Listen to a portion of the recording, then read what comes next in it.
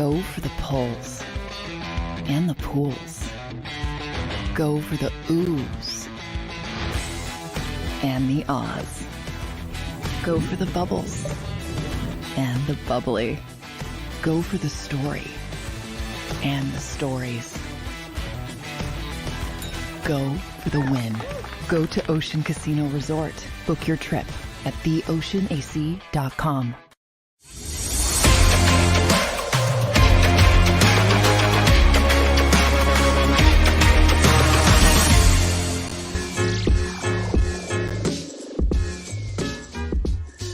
What's up, everybody? Welcome into the Philly Sports Power Hour with Bill Colarulo on this wonderful Thursday morning in the city of Philadelphia. We had one team drop their second straight last night, but we had another Philadelphia team win their third straight last night. That's right, our Philadelphia Flyers are on a winning streak. But unfortunately, the 76ers dropped their second in a row, and this was a big one to the Boston Celtics. It was a game the Sixers could have taken. Celtics had two of their starters out, no Jalen Brown, no Kristaps Porzingis. Sixers lost that one. We'll talk a little bit about that. We'll talk about our Fly Guys. We got Farzy joining the show today, our Thursdays with Farzy. We'll talk a little Sixers, Flyers, and Eagles with my man Mark Farzetta. And I also obviously want to talk about our Philadelphia Eagles with their big game Monday night against the Kansas City Chiefs. Can't get here soon enough. But we got a great show today, guys. I see some of you in the chat already. Let's get a little roll call from my Power Hour crew. Love spending this hour with you guys. Wine Niners Wine here, nice and early. Wants to talk about our Fly Guys. Jim G, good morning. Terry Hayes, good morning. Bobby Murphy, good morning to you. Andrew Dirk, how about them Flyers? How about them Flyers is right, representing today for our Fly Guys. Wheels in the house. Eagles fan in the house. Brian Lippincott, Twiz, MC. Love my Power Hour crew. Wheels already given his prediction for Monday night. Philadelphia Eagles going to win that game. Now, we won't talk Eagles just yet. I want to talk a little Sixers, a little Flyers, but a lot of people are talking about how this is the toughest team the Philadelphia Eagles have played. Well, it's also the toughest team this Kansas City Chiefs team has played. And I know this Chiefs team is a good team, and we'll talk about it. They got a much improved defense this year. But they haven't played a team like the Philadelphia Eagles. So, we'll talk about it. But I see Wine Niners Wine also representing the Fly Guys today with his Flyers golf shirt. Well, let's talk about our Flyers since there's some Flyers chatter going on in the chat. Fly Guys win their third straight game last night, beating the Carolina Panthers in Carolina 3-1. And Carter Hart bounced back in a big way. He's missed a few games, had that midsection injury, then gets food poisoning, comes back last night and plays on his head. 31 saves on 32 shots. And I keep forgetting that Carter Hart is still only 25 years old. You know, we talk about this Flyers organization rebuilding this team and starting from the ground up and really starting to build a foundation.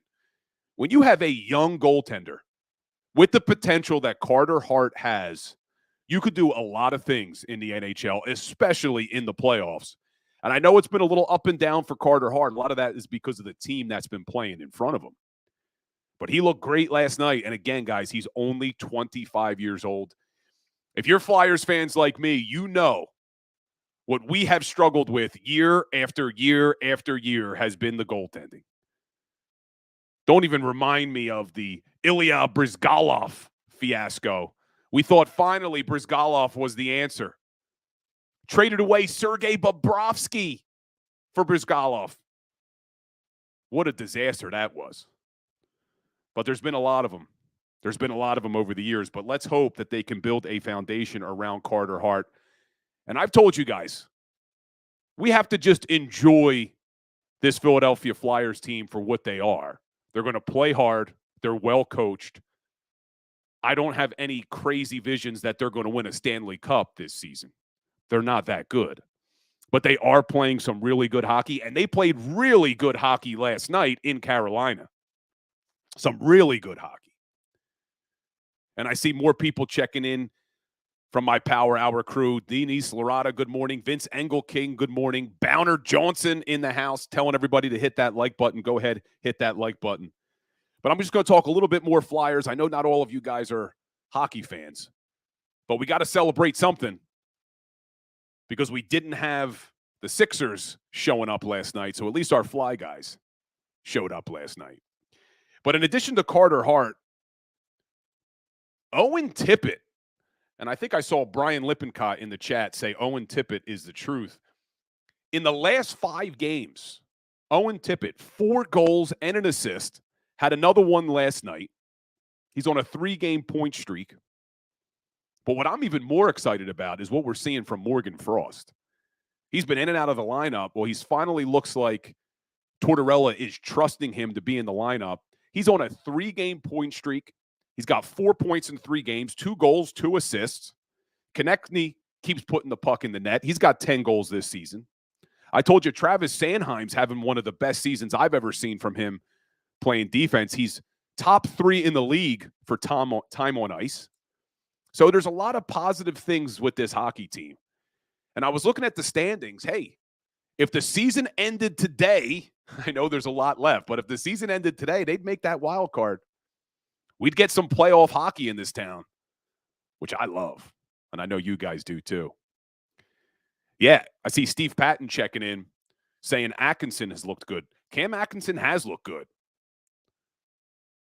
Steve Patton, watch out for the Flyers. They've won 3 straight on the road. Good point, Steve Patton. All 3 of these wins have been on the road. They had 2 on the West Coast. They come back. They play Carolina. They beat them in their barn. And what's crazy to me is I was looking at the standings. Not only if the season ended today would this team be in the playoffs as a wild card team, they have a +4 goal differential this season. They're 8-7-1 above 500. But you look at that goal differential, that usually tells you a lot. It tells you you're playing some good hockey because we know the games that they have lost have been some close games, some 1-goal games. So, look, even if I say, hey, they have no shot at winning the Stanley Cup this year, I would just love if they could make the playoffs because there is nothing like playoff hockey, especially in the city of Philadelphia, man. I grew up going to almost every single Flyers playoff game. And I mentioned my best friend on the show before. Unfortunately, he has passed. But him and I used to sneak into every Flyers playoff game together, have to find seats, and have the time of our lives when the Flyers would go on their runs. Unfortunately, never saw a Stanley Cup championship. But we saw some really good hockey, and I'm going back to the Legion of Doom days. Eric Lindros, Michael Renberg, John LeClaire, little Mark Recchi, Ronnie Hextall. Those were some fun times, man. Those were some fun times.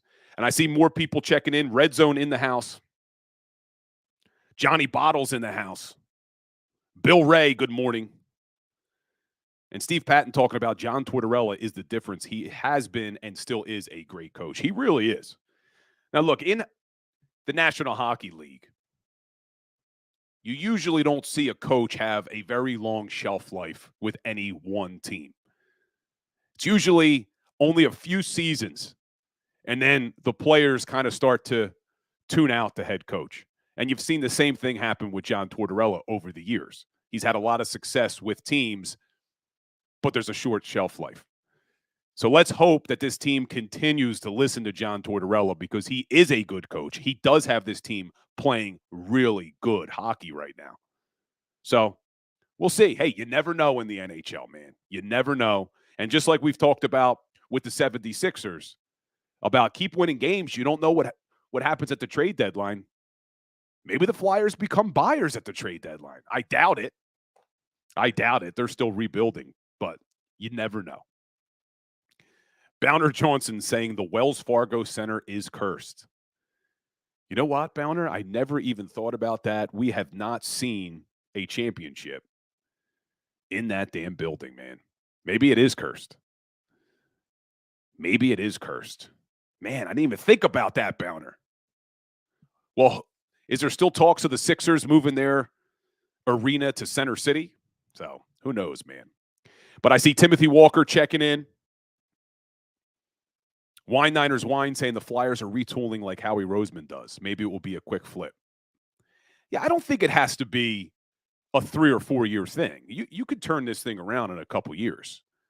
But I just don't think that they can maintain this type of winning the whole season with the skill level that they have. But who knows? Who knows? Let's enjoy it while it lasts. They're 8-7-1. They're playing some good hockey. They've won 3 in a row, so let's enjoy it. But that's going to do it for the hockey talk today. I know some of you guys want to talk hockey, but we're going to switch over to the 76ers, little basketball, because they had a big game last night, back-to-back, but a big game for the Eastern Conference going up against the Boston Celtics. And the Sixers blew this one, man. The door was open for them to win another big game against the Boston Celtics. Would have been the second one already this season. You're home. You're at the Wells Fargo Center, which hasn't been cursed in the regular season, only in the playoffs, Bowner. And the Celtics have no Jalen Brown, no Kristaps Porzingis. You got to win that game. You have to win that game. I know you're coming off of a back-to-back, but you got Joel Embiid playing. You have Tyrese Maxey. No Nicholas Batum again for personal reasons. Apparently, he's coming back. At least that's what he told Nick Nurse. Not sure what's going on there. And you're still without Oubre, who Farzi was talking about this morning on his show, that he's not sure that Kelly Oubre did get hit by a car. So we'll see. I'll talk to him about that. He's got conspiracy theories. Farzi's got conspiracy theories on the Kelly Oubre situation, so we'll talk to him about that. But you got to win that game if you're the 76ers. This is a big game for Eastern Conference seeding, especially down the road. And you got an opportunity to win your second one against the Boston Celtics, and they're without 2 starters, and you're in your home building. You got to win that game. But they drop it 117-107. And really what this showed me is, as excited as we all are about the 76ers, and rightfully so, I love Nick Nurse. I think he's a great coach. I'm loving what we're seeing from Tyrese Maxey. Joel Embiid is Joel Embiid. He's that damn good. But what it basically showed me was, yeah, as excited as we're getting, they still need that third star on this team. They still need that third piece to have that big 3. Because Tobias Harris is what he is. I like Tobias. But he's not a max contract player. He's just not. I know they're paying him like one, but he's not. DeAnthony Melton, good game against the Pacers. Had a decent game last night, put up 16 points. But not your big 3. You got Rocco starting. It's just, you need that third piece. And this just showed me last night, when you play a team like the Celtics, even without 2 of their stars, the fact that they still have Jason Tatum on the court, puts up 29 points last night. We need that third piece. Derek White put up 27 for the Celtics last night.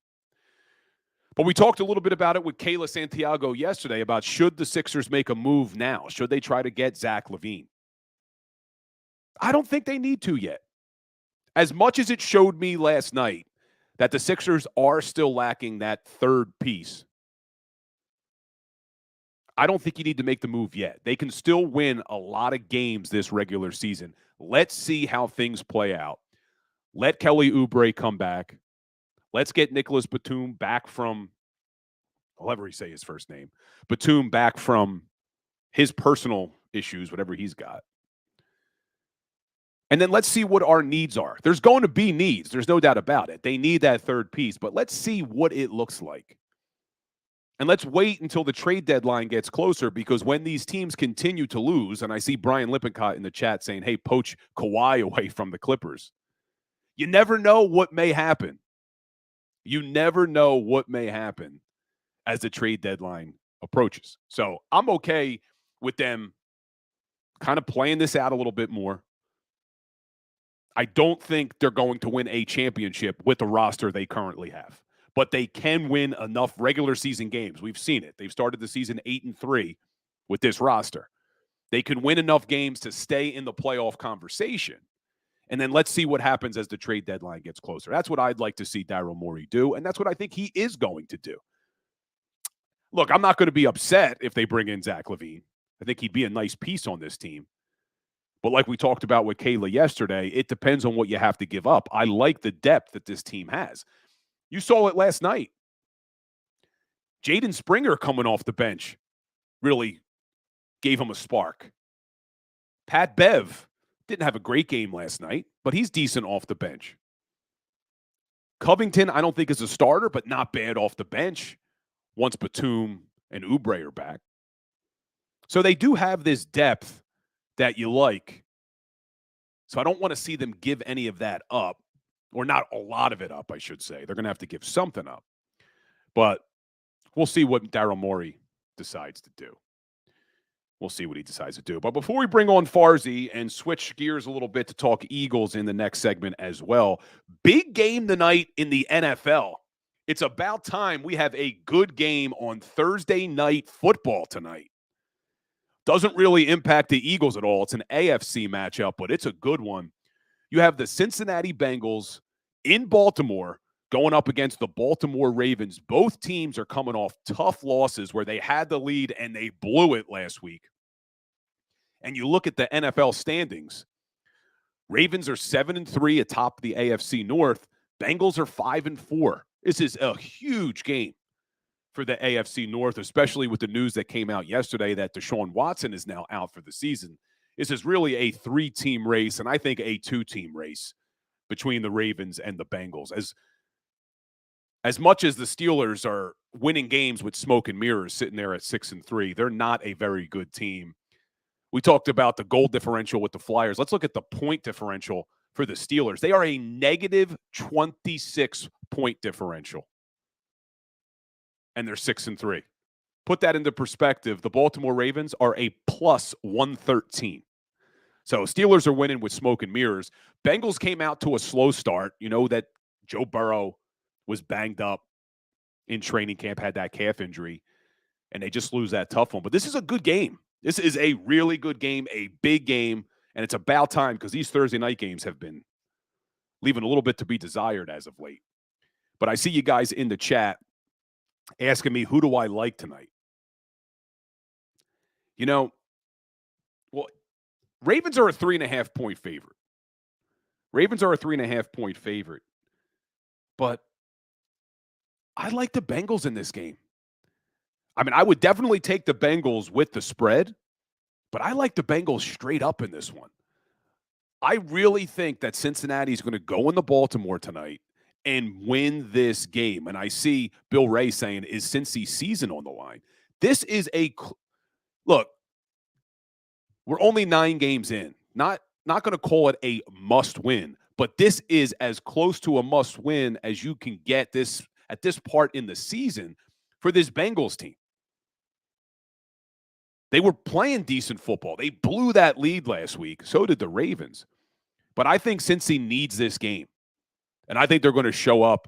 And I'm putting my money on Joe Burrow to have a great game tonight against this Baltimore Ravens team. And the Ravens are good. They got a good team. But I'm going with the Cincinnati Bengals tonight. What do you guys think if you're here in the chat? Let me know what you think. Who you going with tonight? Ravens or Bengals? But finally, as Bobby Murphy says, finally, a good Thursday night game. Oh, boy, we got a Boston Celtics fan in the chat, trolling us in the chat. What did I say? Horford is your daddy. You know, don't get me started on the Al Horford talk, man, because he came here and he absolutely sucked in Philadelphia. Sucked. Looked like he was done. Looked like he should have been ready to retire. And then he goes back to Boston and now looks like the Al Horford of old. Ridiculous, man. Bill Ray thinks it's tough to see the Ravens lose back-to-back at home. Jason A-Team's got the Ravens. Andrew Dirk thinks the Bengals need this win. So I'm thinking it's going to be the Bengals. I'm thinking the Bengals are going to win tonight, but we got a good one. I'm going to enjoy sitting on the couch tonight watching that game. But, guys, when we get back, one of the best parts of our week are Thursdays with Farzy. We'll bring on Mark Farzetta. We'll talk a little Sixers, a little Flyers, a little Eagles, Chiefs. So stay tuned, guys. Mark Farzetta after the break. Go to get your game on. Go for the beers. Go for the cheers. Go for the hit and the hits. Go for the stakes and the stakes. Go to get your parlay on. Go to get your party on. Go for the scene. Go for the screens. Go for the gallery. Go for the win. Go to Ocean. Visit theoceanac.com to plan your visit. At Pond Lehocky, we've recovered billions of dollars for our clients, and we're confident we can do the same for you. With over 250 years of combined courtroom experience, we've helped over 100,000 injured clients obtain some of the largest settlements in Pennsylvania. One conversation is all it takes to help you and your family get back on track. If you've been injured in an accident, give Pond Lehocky a call. They're carving them up and good play calling along the way. First and goal at the 6.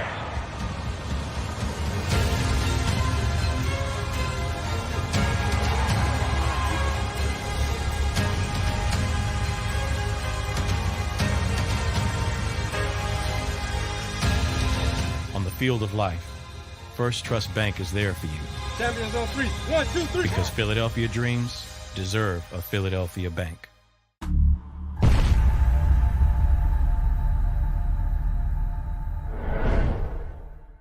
We're here to show you a better way to spend your state income taxes and get the money to where it's needed to most to the thousands of qualified kids. What we like about Blocks is they really know where the need is. This program ensures that their dollars come 100% into these kids for their tuition assistance. If you are able, Blocks makes the EITC piece go very quickly and very smoothly. Turn your PA state tax liability into need-based scholarships and receive a 90% tax credit.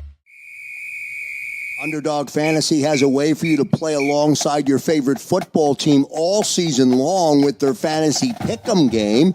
You pick between 2 to 5 players, select whether they'll go higher or lower on one of their stats, then do what you usually do on a Sunday, watch the games.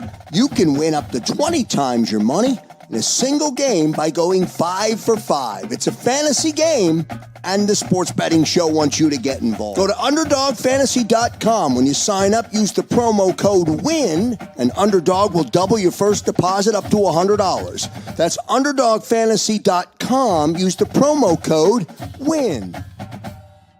Do you stream on a Roku, Fire Stick, Google TV, or Apple TV? Now you can watch 6ABC 24/7 with the 6ABC Philadelphia streaming app.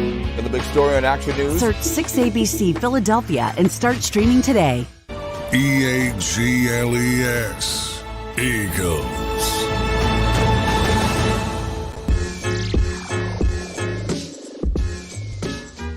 What's up, everybody? Welcome back into the Philly Sports Power Hour for the best part of the Power Hour week. Our Thursdays with Farzy, being joined by Mark Farzetta. What's up, Farzy? What's happening, Bill? What's going on? You're very kind. Best part of the week. Take that, Spuds. You know what I'm saying? Hey, we got Kayla Santiago on Wednesdays now, too. So take that, Kayla. Some tough competition you got here. I love Kayla. Absolutely. Love Spuds. Love Kayla. It's good to be with you, my friend. Good to see you, man. How you feeling? I saw you choking a little bit this morning on the. Dude, let me tell you. You know how it is because you got kids. It's like you send them out into the wild, right? And by wild, I mean daycare and school and whatnot. And then they come back and they bring this great prize called germs. And oh my God! So son was sick. He got away easy. The 2-year-old Leo, he got the fever and the runny nose. Then my wife got the cough and all that stuff. And then my daughter got strep and hand, foot, and mouth. Oh, my kids had that before. At the same time. I thought hand, foot, and mouth was a joke. The first time I ever heard of it was like 3 years ago when we started, 2 years ago, we started sending my daughter to school. And then all of a sudden they started sending emails home about somebody got hand, foot, and mouth. And I'm like, that seems like an inappropriate joke to make. Like, we're just coming out of the pandemic. And my wife's like, are you an idiot? I was like, yes. First off, yes. And then second, she was like, no, hand, foot, and mouth, the Z. I go, oh. Yeah, it's a real thing, man. My kids had it. My daughter had it twice, actually, which was odd. But wow. But anyway, we'll talk about some better things. People in the chat want Farzi's opinion on Philadelphia sports today. First of all, before we get into the Flyers and the Sixers and the Eagles, let's go back a couple of nights. How horrible was that basketball court that the Sixers rolled out for the NBA Cup, Farzi? It was awful. It was. You were the smartest person I saw turning his TV black and white. I was like, you know what? I lived my life in the 50s mentally anyway. So I'm like, let me just flip this to the black and white. And I was like, what can I do this? Because it was weird. Like, I saw the renderings, Bill, of the court, of the in-season tournament court, and I saw the renderings. I'm like, oh, that looks kind of cool. All right, fine. And then to actually see them play a game on it, it hurt the eyes, man. I was squinting. I'm like, this isn't me being like old man. This is me literally. And then I saw younger people saying the same thing on my social media outlets and all that stuff. Like, people I knew were like, this is lame. This is terrible. This is hurting my eyes, burning my retinas, whatever you want to say. And I just turned off the brightness. I was texting with some friends of mine, all big Sixers fans, and we're on this group chat talking about the Sixers, and they're like, how are you guys doing with the court? And they're like, this is terrible. I turned it off. Another guy just like, I'm trying to really really try to gut out watching this game. And I said, I just flipped it to black and white. I turned off the color on my TV, and I watched the Sixers and Pacers play in black and white. And I was like, oh, this is cool. It kind of reminded me of you know that scene in Dodgeball with what's his name, Seamus O'Houlihan, whatever the kid's name is, the guy's name is. There's like dip, dodge, duck, and dodge. You know, whatever it is. Like, that's what it felt like. But I loved it. I loved watching it in black and white. And every game that they play on that court from this foreseeable future, I will be watching in black and white. Yeah, I guess they're going to commit to the whole season with that thing for the NBA Cup games. But we were talking about it yesterday with Kayla, and I said, you know, they had to test that. Like, they tested that out. Who looked at it on a TV screen and said, yeah, this is a good idea. This is a really good idea. That's the thing. How would they test it? Other than just, like, what do they have, like, Newman Goretti play on it? Like, who scrimmaged and who did? Because I'll tell you this, for the Super Bowl, kind of adjacent, but for the Super Bowl, they have like a local high school come out and play on the field the week before to kind of get camera angles down and stuff like that. I know NBC did that for years when they had the games. I know they test that out. But I don't know if they actually, if they did and I missed it, then fine. But if you tested it and said, oh, this is great, all right. But I would assume all they did was do the artist renderings, design the court, say it looks great, and then play. But from every single aesthetic angle, it was awful. It was awful. But hey, typical Sixers franchise stuff, man, the last few years with our boy Josh Harris. But look, before we talk about the winning team last night, let's talk about our 76ers. I know you weren't happy this morning on the Farzi show. Yeah. But they did. They blew a great opportunity to win their second game against the Celtics already this season. Celtics don't have Porzingis. They don't have Jalen Brown. And the Sixers can't figure out a way to win. What'd you see last night, Farzi? Here's what I saw last night. I saw, first off, a good-looking court. Let's get that out of the way. Second, when I saw that Kristaps Porzingis and Jalen Brown weren't playing, if that didn't scream to you that they were going to lose this game, I don't know. That just felt like a loss. As soon as I saw that, I went, this is so obviously supposed to be a win. They're going to blow it. And before I blinked, Bill, they were down 17 points. And then in the second quarter, the Sixers come roaring back. They grab the lead. I'm like, all right, you know what? All right, that was close. That was close. Coming off the back-to-back. We're all good. This is fine.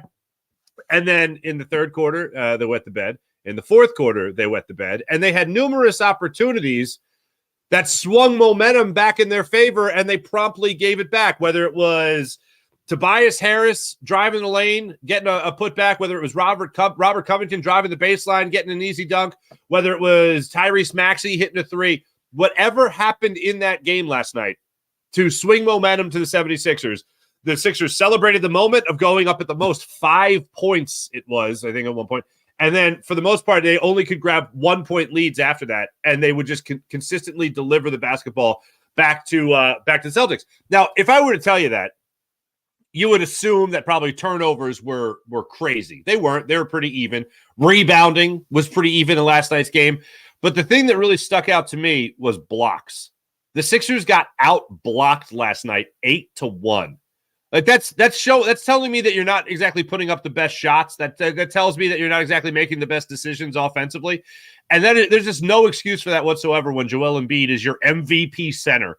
And Al Horford, I don't know if he took a couple guzzles from the Fountain of Youth before the game, but good Lord, he looked like the guy that was, again, Joel Embiid's daddy. And I heard you say it before the break, and I'll reiterate it because it's true. And I thought we could put that in the rearview mirror. I was watching pregame last night.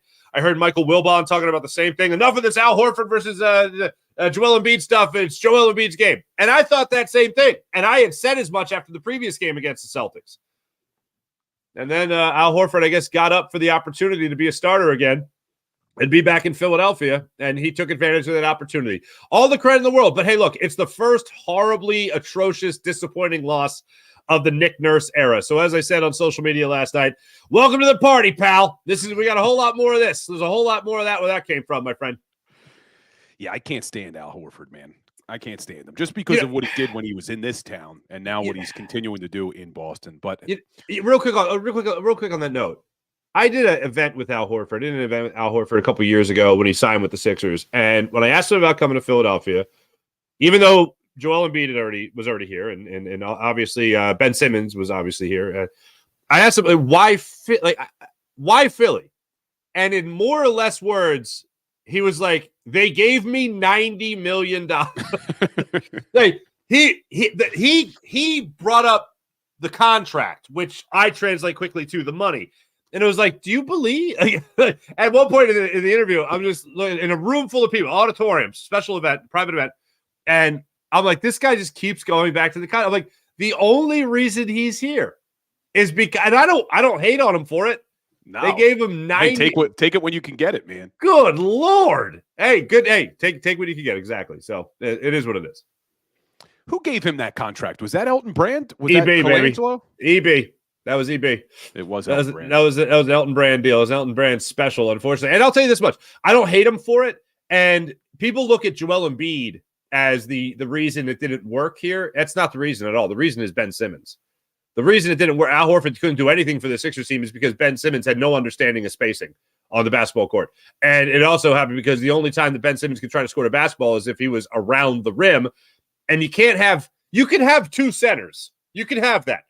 Especially if you have a guy like Joel Embiid who can play away from the basket. What you can't have is a point guard constantly trying to play in the paint as well. So anyway, that's a conversation that's about 4 years old, but I have to have it again. Sorry. Well, I said before you came on, and you may have heard me, what this basically showed me, though, is as excited as we are about Maxey, which we should be, and as excited as we are about this team over the first 10 games of the season, we still know they're missing that third piece, that big third piece. And this kind of showed it again last night. You look at the Celtics, even without Jalen Brown and Porzingis, they still have Tatum on their team, who's one of the best in the NBA. I talked to Kayla yesterday about it. There's some reports that Zach LaVine is available. Would you make that move if you're the 76ers? I'd bring in Zach LaVine in a heartbeat. Zach LaVine, to me, has been the white whale. He has been my Roy Halladay to Ruben Amaro Jr. You know what I mean? You just had to get him at some point. I would love to see Zach LaVine in a Sixers jersey. I think he does everything the Sixers don't do very well. I think he would complement guys like Joel Embiid. I think he would complement guys, obviously, like Tyrese Maxey and be a great fit here. He can shoot from the outside. He can obviously crash the lane.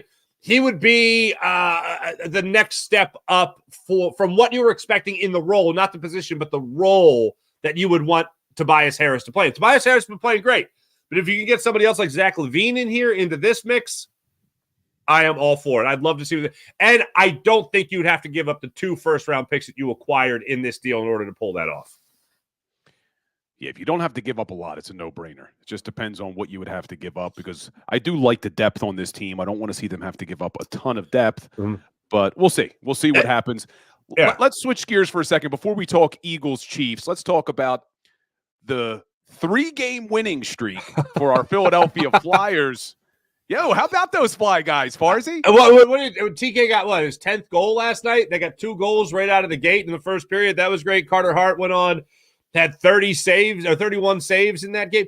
Yes, sir. The Flyers over the last couple of years have kind of done this. Once I was out, once I thought I was out, they pulled me back in type of thing. Except for last year. Last year, I was hard. It was hard to be pulled back in. They had a pretty bad squad last season. Well, last year, if you remember, though, they started out pretty good. And then I think middle of November hit, and I think then they were terrible from that point on. Apart. They lost. I think they lost 10 games in a row. I went to the game that was the first game of that losing streak. I remember Claude Giroux hit a shot from the point to tie the game, and then the Flyers ended up losing, maybe I think in overtime. But that was the first game that they lost in a while. They might have had like a 4 or 5 game win streak, and then they lost 10 in a row. So I take full responsibility for that one. But this year, it was kind of the same thing. They kind of came out of the gates swinging, and I liked it. I was like, all right, cool. But they're going to come back down to earth. They came back down to earth. They struggled to win back-to-back games for the first time since the first week of the season. And now they win back-to-back games, and then 3 in a row against the Carolina Hurricanes, who are no slouch, by the way. So I always, whenever I watch Flyers, I always want the Flyers to win. But in the overall grand scheme of things, throughout our entire lives, Bill, there's kind of been this flirtation with relevancy, and that's kind of start to go away in recent years. I feel like I know that the Flyers have to break it down to build it back up. And I'm not saying they got to go full bore 76ers process, but they have to be committed to being terrible. It's like my old friend Big Daddy Graham told me when I wanted to get in the broadcasting business. You know what he told me, Bill? He said, you just got to be committed to being broke for a while. And that's what he told me. And if you want the Flyers to turn around, you got to be committed to being terrible for a while before you do something great. Yeah, it's frustrating, but you're right. They do need to build this thing back up, because there's nothing better than playoff hockey, man. I love playoff hockey, but they haven't been relevant. And this used to be, the Philadelphia Flyers used to be a destination for players. You wanted to come play for this organization and this team, and it just hasn't been that way over the last couple of seasons. If you remember in the offseason, I forget who it was that they brought in, where the reporter asked, like, why do you want to come here? You're a veteran. Why do you want to come here? I forget who it was. And that's there was Tom Muck, player from the media guy from the Flyers, got caught saying, why the hell is she asking him this That's question? right. Yeah. You remember that? Yes, I do remember that. I forget who it was. They talked to. But yeah, let's hope it becomes a destination again. But yeah, people are excited in the chat that we're talking some hockey, but I know we don't have all hockey fans here. We got a lot of football fans here. And before we get into the Philadelphia Eagles, big game tonight on Thursday Night Football. It's about time. We got the Baltimore Ravens hosting Joe Burrow and the Cincinnati Bengals. What's Farzi's position on that game? Who you taking tonight? I want to see, if I have a rooting interest in this game tonight, I'm rooting for the Bengals, because I think the Bengals will be the better story going into Baltimore and winning that game. And they're going to have a big chance to do that. They got 2 good edge rushers. One good edge rusher right now with the Cincinnati Bengals. And you're going to be missing a guy if you're the Ravens. Ronnie Staley not playing in the game, already ruled out. Bengals will be without T. Higgins.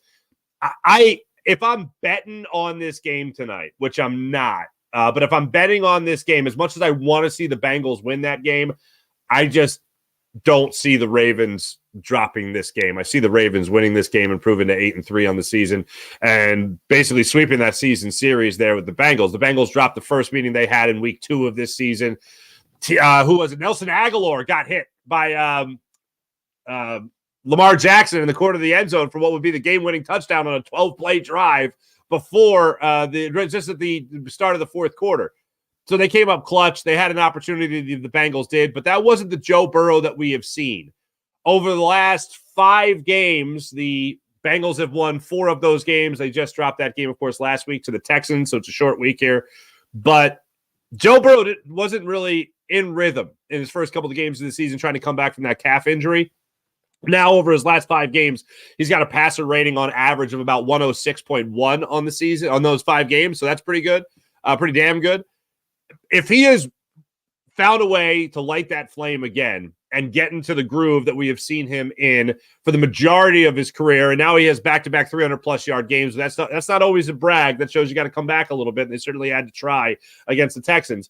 But if Joe Burrow can find a way to be on the same page with his receivers, they have other guys step up in the absence of T. Higgins, then they'll absolutely have a shot. But the Baltimore Ravens defense is just an absolute force this season. And you think about 15.7 points per game they allowed on average. They have allowed to this point on average the best in the NFL.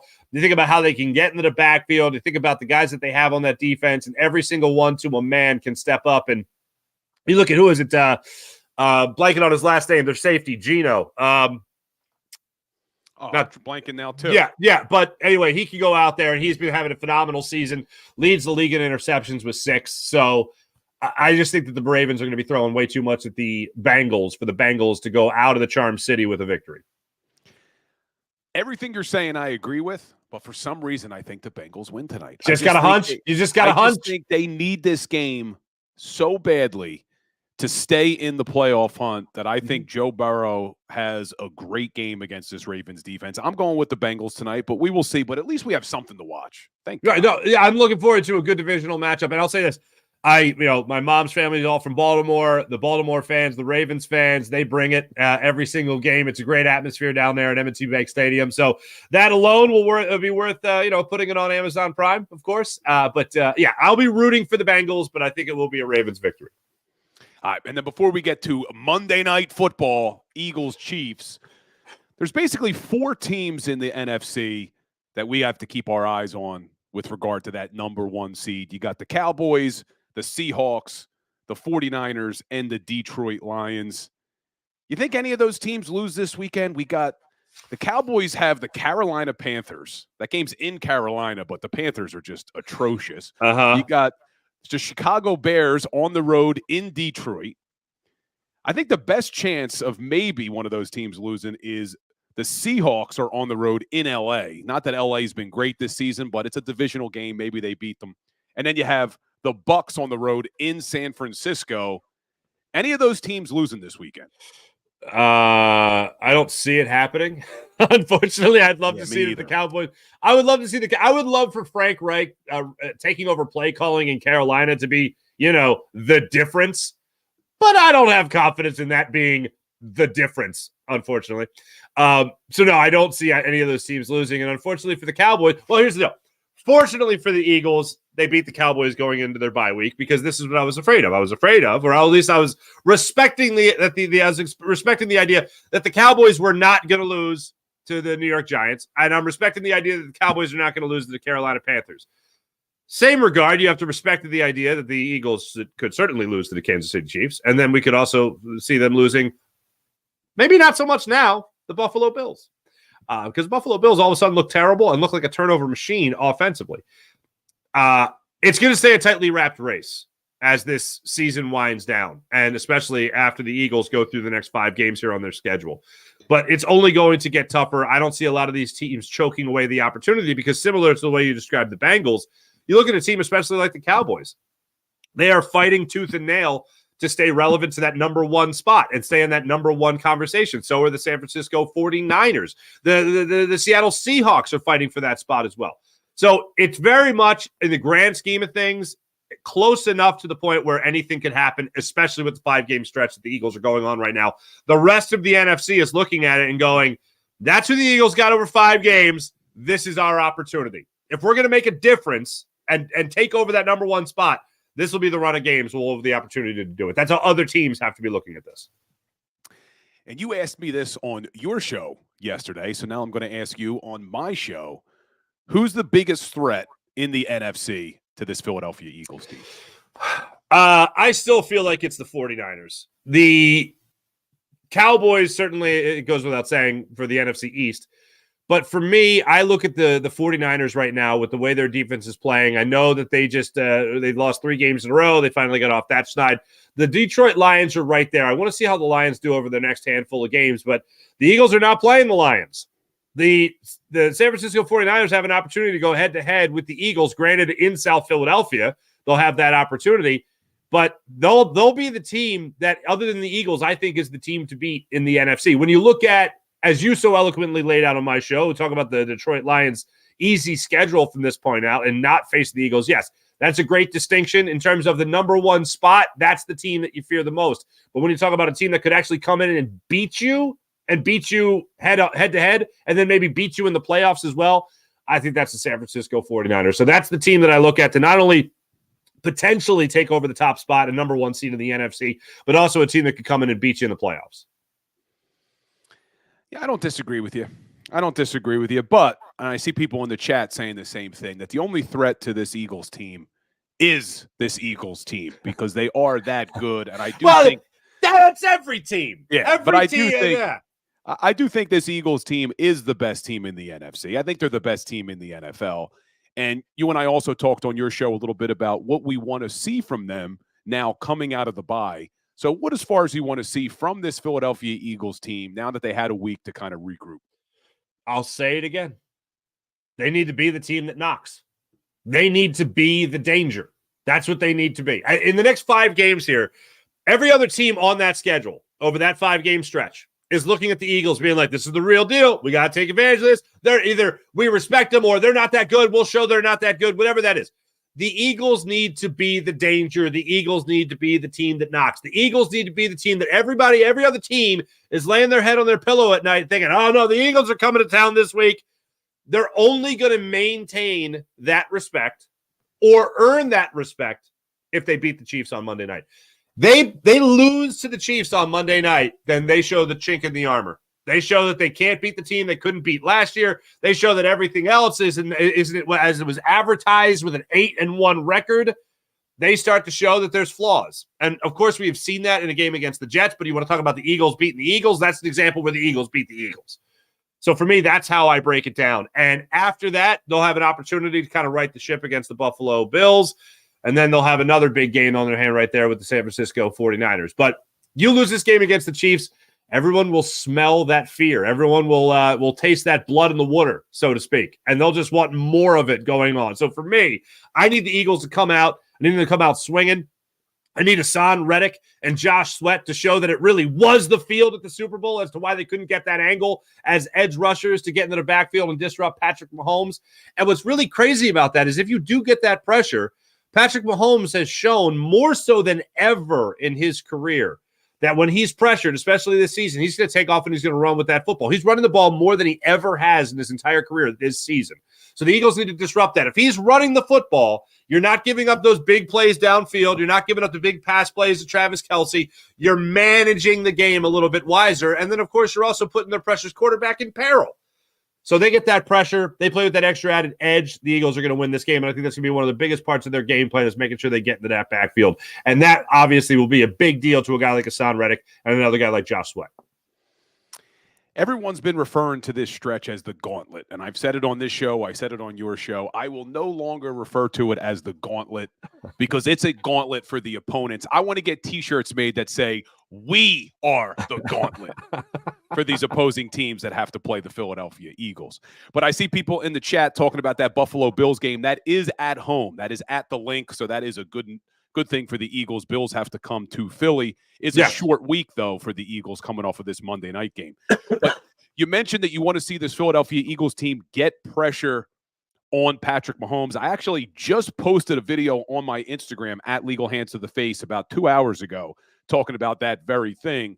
You have two defenses that can really get after the quarterback, and that may, in fact, be the deciding factor in this game because Eagles – number 5 in the NFL with 30 sacks, number 1 in the NFL with over 100 quarterback pressures. They got 105. But then you look at this Chiefs team, they're 3rd in the NFL in sacks and 4th in quarterback pressure. So what breaks this week? The one thing that doesn't have me excited, Eagles have given up 22 sacks this season. Kansas City Chiefs has only given up 12. They are number 1 in the NFL in sacks giving up. So what do you think breaks this week? Who gets more pressure on the quarterback, the Eagles or the Chiefs? I'm going to say that the Eagles get the more pressure on the quarterback. I think it's going to buck the trend a little bit this week against the Chiefs. The reason I say that is because Hassan Reddick, since he's gotten the cast off his hand, has played like a man possessed. Brandon Graham, after getting a sack and a half against the Cowboys, only having a half sack, I believe it was, going into that game, He even said after the game, maybe they had me a little bit of a pitch count here because they want to unleash the fury in this stretch of games. We've talked about it a lot offensively speaking when it comes to potentially Brian Johnson laying off the RPO and wanting to break it out maybe at this point in the year. So we'll see if that proves to be true. On the defensive side of the football, that same could be said about a guy like Brandon Graham. Snap count maybe going up. We could be seeing that about a guy like Hassan Reddick, 100% healthy, continuing the tear that he has been on, and Josh Sweat doing a lot of the same thing. And I'll say this, as great as the Eagles' defensive line last year was, especially with Javon Hargrave, double-digit sacks, that's all great. Jalen Carter is better. He's just, I think everyone knows he is better. Better at the run, better at breaking up through triple teams, by the way, against the Cowboys. I don't know if you saw that video. That's insane. Yeah, and I feel this team has a better defensive line than what they had last year.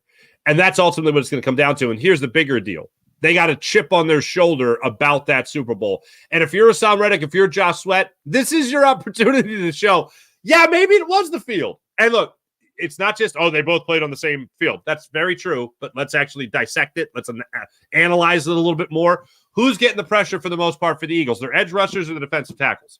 Their edge rushers. Who's getting the pressure for the vast majority of the season last year for the Kansas City Chiefs? It was the defensive tackles, the straight-ahead push. You can't get that angle because you're slipping and sliding, then you're not going to be effective. This is an opportunity for the Eagles to help prove that. And like I said, Hassan Reddick and Josh Sweat continue the tear that they've been on. And the Eagles defense does need to show up because we know this Chiefs defense has been really good this season. They're only giving up 15.9 points per game. That is why they're winning so many damn games this year. Mm-hmm. And one of the things that we did talk about on your show a little bit is our secondary needs to clean it up a little bit, because I do expect, even though I do think they will be better in this game, Mahomes and Kelsey are going to have some points. They're going to put up yards. It just is inevitable. They're that good. So the Eagles secondary needs to be better, but our offense also has to be able to put up points against this Chiefs defense. No one's really been able to stop the Eagles. Do you think the Eagles, as good as this Chiefs defense has been, will be able to move the football and put up points on Monday night? I think that this game is going to be slow and methodical. I don't think this is going to be a big splash game. And part of the reason is because I think that's the Eagles' only real chance against this defense is if they kind of put them through a wear and tear sort of ringer, not a big splash play type of ringer. Plus, you also don't want to have Patrick Mahomes on the field. That's the age-old argument about maybe running the football, being a little bit more methodical, bleeding the clock, owning the time of possession, taking the crowd out of it with long, sustained drives. That'd be a big thing. Maybe we see the run game finally get going now that we're all expecting Cam Jurgens back. But as far as the defensive side of things go for the Eagles, yes, I agree. The Eagles defense needs to show up. The pass defense has been terrible. Bradley Roby hopefully come back, handles his business in the Eagles secondary there. Kevin Byard, more acclimated with his Eagles teammates. Maybe the communication's better. Maybe the playbook is digested a little bit more for him. But it's just going to come down to making sure you stop Patrick Mahomes. Obviously, they got to beat that defense, and the defense is the true storyline. With Patrick Mahomes as the quarterback, a two-time MVP, Super Bowl MVP, Super Bowl champion, the list goes on with the resume there. But the defense, you talk about, I did a hit on Big Sills' show earlier in the week, and he asked me if the Eagles have closed the gap with the Kansas City Chiefs. My answer is no, they haven't closed the gap because the Chiefs' defense has been so much better. Offensively speaking, I think the Eagles have a more potent offense, but defensively speaking, with the way they're able to prevent points from going up on the board, which is the ultimate stat that you can look at for a defense, from the way they're able to get after the quarterback, the Kansas City Chiefs defense is better than what the Eagles saw last year. So I think this is going to be a long, lightweight fight, not a heavyweight haymaker type of fight, going forward in this game for 4 quarters. That's the way I see it playing out with Eagles and Chiefs Monday night. I'm not going to ask you for your prediction. I'll get it on the JAKIB Sports pregame show on Monday night. Be sure to check out the Farzy show every day from 6 to 7, and then check out me, Farzy, Seth Joyner, Kayla Santiago, John McMullen. Hopefully D-Gun's back this week down at the Ocean Casino right here on JAKIB Sports for the Eagles game day shows. Farzy, appreciate you as always, my brother. I'll see you on Monday night. Sounds good, my man. Let's go Flyers. Love it. Love when Farzy joins the show on Thursdays. So some good stuff, little Sixers talk, a little Eagles talk, some Flyers talk. I love it, man. That's the best part if the Flyers can keep staying a little bit relevant is we could talk some hockey, man. We could talk some hockey. But some big things this week for sure. Some great NFL games. We got the first one kicking off tonight. And I asked Farzy if he could see any of those 4 NFC teams losing this week. Cowboys are going to beat the Panthers. And the 49ers are going to beat the Bucs. But I'll tell you what, not saying it's going to happen, but don't dismiss the Chicago Bears in Detroit. You got Justin Fields' first game back. Looks like everything's trending towards him playing. I know it hasn't been great, but you never know what could happen there with Justin Fields coming back from injury. And then don't discount the Seattle Seahawks having to go on the road to L.A. L.A.'s coming off of their bye week. I think Matt Stafford may be coming back. So I don't think it's going to happen, but those are the 2 teams I could see maybe laying an egg. Maybe. Not saying it'll happen, but hey, we'll watch, we'll hope, and we'll see what shakes. But today, guys, as always, we'll end the show with a little Today in Sports History. So last night we saw the Boston Celtics unfortunately beat our 76ers. So this is a little bit relevant to that.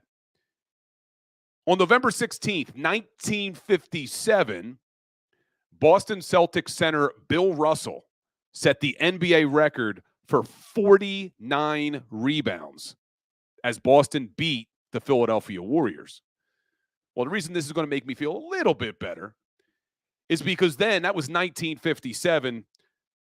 3 years later, Philadelphia 76er Wilt Chamberlain beat that record, getting 55 rebounds in a game, which still holds as the NBA record for most rebounds in a game. So on today, November 16th, 1957, Russell had the record, but it only lasted 3 years.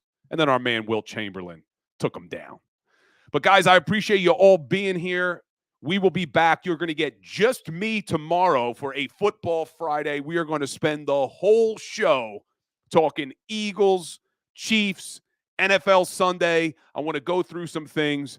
And a little bit of a teaser. We talked yesterday about other NFC quarterbacks.